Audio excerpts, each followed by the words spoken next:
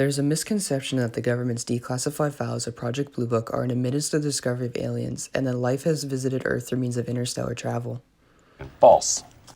They are, in fact, the U.S. military's attempt to find said aliens, but in the end to no avail. The documents were released several years ago on the secret project's 50th anniversary of termination. Having begun in 1954, the U.S. military's secret research into the mystery of UFOs spanned all around the country. People submitted thousands of reports claiming to have witnessed eerie lights in the sky or saucer-shaped craft high above them. People even claimed to be abducted by said aliens and taken aboard their spacecraft.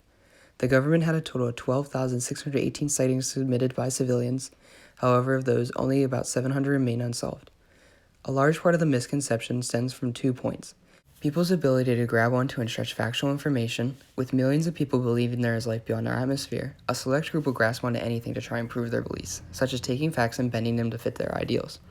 With Project Blue Book's release, people could start to make theories such as the government is still trying to cover it up, or Blue Book is actually saying there are UFOs. However, all these claims can be turned away after simply reading the documents, which detail the government's efforts to try and fix/explain the mysterious occurrences that many believe to be aliens. Another point could be the History Channel's adaptation of Project Blue Book. The series uses the documents as a sort of based on a true story, but takes the base part to the extreme. Essentially, the whole series is a what if aliens were real and Project Blue Book was a success. People who had never heard of the government's actual project or those looking for more ways to distrust the government could begin to believe that either this was an exact representation of what happened, or that something like what is depicted in the show could have taken place and the government is still covering it up. The documents do in no way reveal the existence of aliens. In fact, it's quite the opposite, claiming the government never found any proof during its investigation.